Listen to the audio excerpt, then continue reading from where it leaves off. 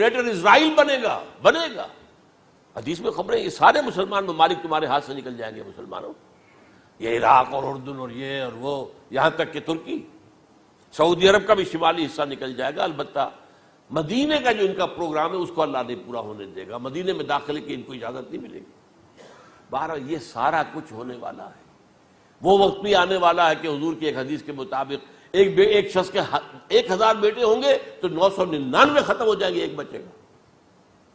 یہ وقت بھی آنے والا ہے کہ حضور فرماتے ہیں اتنی بڑی جنگ ہوگی، اتنی خوریزی ہوگی کہ پوری زمین اٹ جائے گی لاشوں سے. تو پرندہ جو ہے کوئی، ایک تو پرندے ہوتے ہیں کہ جو مردار خور ہے، گدھ ہے، وہ تو بڑی خوشی سے اتریں گے، تناول فرمائیں گے لاشوں کو. اسی طریقے سے کوے ہیں، چیلے ہیں. لیکن جو نفاست پسند پرندے ہیں وہ لاش کے اوپر اترنا نہیں چاہتے. تو ایک پرندہ اڑتا چلا جائے گا، اسے کہیں زمین پر اترنے کی جگہ نہیں ملے گی، لاشیں ہی لاشیں ہوں گی. یہاں تک کہ وہ تھک ہار کر اس کی جو ہے پر جواب دے جائیں گے، گرے گا تو لاش پر گرے گا. یہ وقت آنے والا، اور یہ یہودیوں کے ہاتھوں، یا یہودیوں کے جو سپورٹرز ہیں اس وقت، جو ان کے ہاتھ میں آلہ کار ہیں، ان کے ہاتھوں آنا ہے. میرے نزدیک اس کام کے لیے اس ملعون قوم کو، کہ جو حضرت عیسیٰ کے زمانے سے ملعون ہو چکی ہے، اس کو باقی رکھا گیا ہے. اسے یہ موقع دیا گیا ہے. اس نے اسرائیل بنا لیا ہے. تقریباً 2000 سال کے بعد وہ دوبارہ آ کر آباد ہوئے اس سرزمین میں جہاں سے نکال دیے گئے تھے 70 عیسوی کے اندر. یہ سارا کچھ کیوں ہو رہا ہے؟ ان کا یہ استثناء کیوں کیا گیا؟ یہ بڑی تلخ بات ہے، یہ یاد کر لیجیے. کیونکہ یا تو قوم اسی وقت ہلاک کر دی جاتی، جیسا کہ ہوا قوم نوح، قوم ہود، قوم عاد، قوم سمود، قوم شعیب. یہ ہوا کہ نہیں ہوا؟ اور سدوم اور عمورہ کی بستیاں جہاں حضرت لوط بھیجے گئے، اور آل فرعون جو ہلاک کیے گئے. یا تو پوری قوم ہلاک کی جاتی؟ نہیں. یہ یوں سمجھیے کہ اس پورے معاملے کو درمیان میں سے ایک وقفہ دے دیا گیا، حضرت عیسیٰ کو اٹھا لیا گیا، اور حضرت عیسیٰ دوبارہ آئیں گے. یہ کیوں کیا گیا؟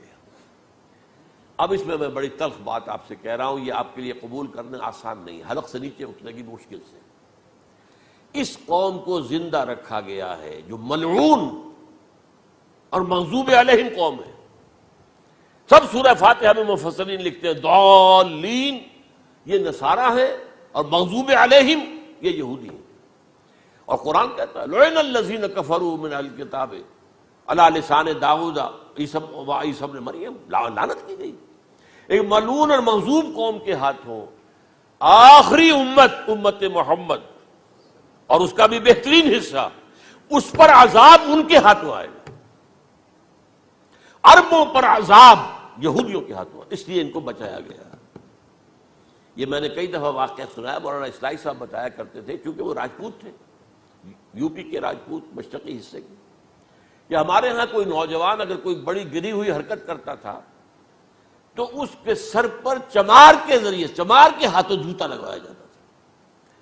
اگر راجپوت کے سر پر راجپوت کا جوتا گرا تو چلو تکلیف تو ہوئی، لیکن یہ کہ راجپوت کا جوتا گرا ہے نا، پڑا ہے.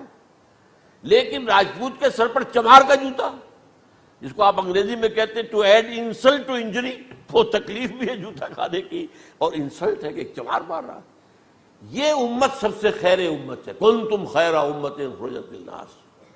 اس کے لیے عذاب بھی بدترین آئے گا. اور کن پر آئے گا؟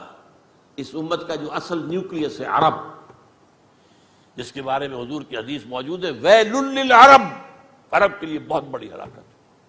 اور آج ہماری نظر میں آ رہا ہے وہ ملعون اور مغضوب علیہم قوم، ان کے سینے کے اندر خنجر کی طرح بھونکی گئی ہے. اور 30 کروڑ کے قریب عرب بے حمیتی، بے غیرتی، بزدلی، کمزوری، ذلت، مسکرت کی مثال بنے ہوئے. کوئی بول سکتا ہے اس اسرائیل کے خلاف؟ کوئی بول سکتا ہے؟ 30-35 لاکھ آدمی ہے اسرائیل کے اندر یہودی، اس سے زیادہ تو امریکہ میں 50 لاکھ کے قریب.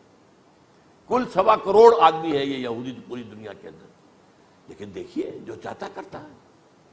جب چاہا اس نے عراق کے ایٹمک انسٹالیشن کو تباہ کر دیا، اور سعودی عرب کی فضا میں اس کو فیول کیا ہے انہوں نے، دوبارہ ریفیولنگ جو ہوئی ہے ان کے جہازوں کی، وہ سعودی عرب کی فضا میں ہوئی.